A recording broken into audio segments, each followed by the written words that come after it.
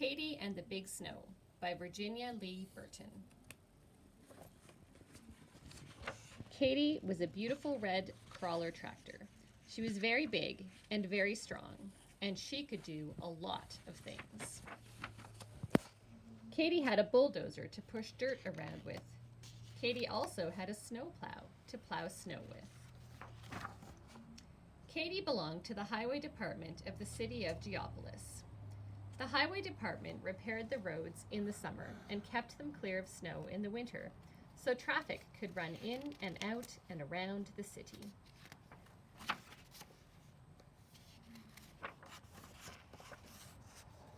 All summer, Katie worked on the roads with her bulldozer. Katie liked to work. The harder and tougher the job, the better she liked it. Once, when the steamroller fell into the pond, Katie pulled it out. The highway department was very proud of her. They used to say, "Nothing can stop her."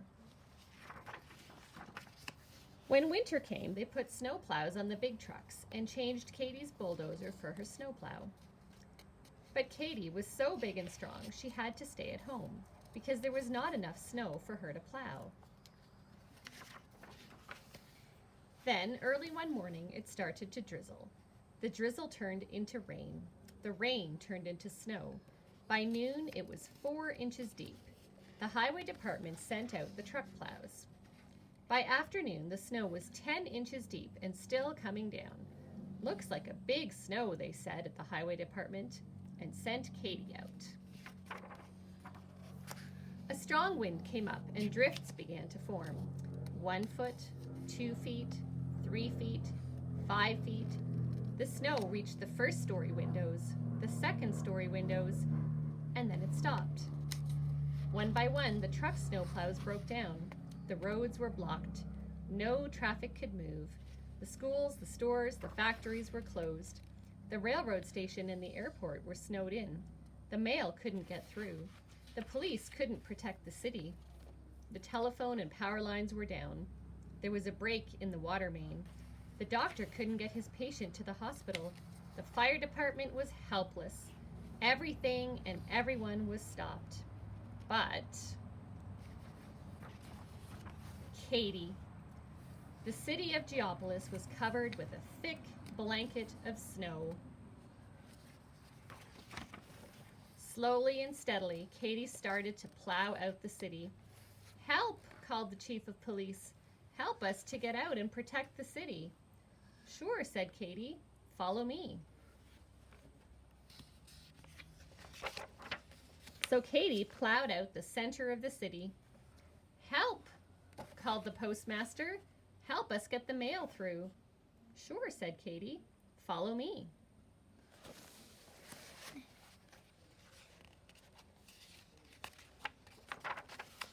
So Katie plowed down to the railway station. "Help, help!" cried the telephone company and the electric company. "The poles are down somewhere in East Geopolis." "Follow me," said Katie. So Katie plowed out the roads to East Geopolis. "Help!" called the superintendent of the water department. "There's a break in the water main somewhere in North Geopolis." "Follow me," said Katie.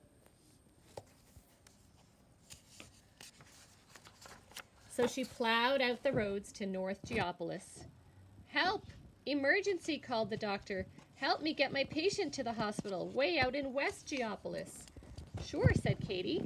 "Follow me." So Katie plowed out the roads to West Geopolis. "Help, help, help!" called the fire chief. "There's a 3-alarm fire way out in South Geopolis." "Follow me," said Katie. So Katie plowed out the roads to South Geopolis. On the way back, an airplane signaled for help. The airport was snowed in.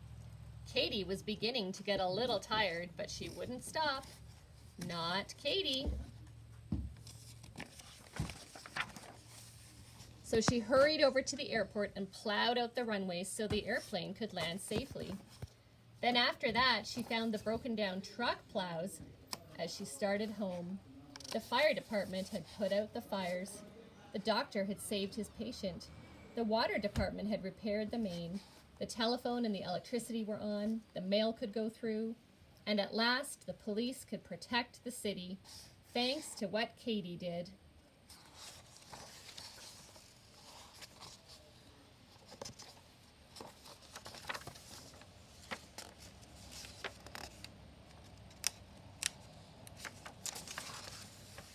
Katy finished up the side streets so the traffic could move in and out and around the city. Then she went home to rest. Then, and only then, did Katy stop.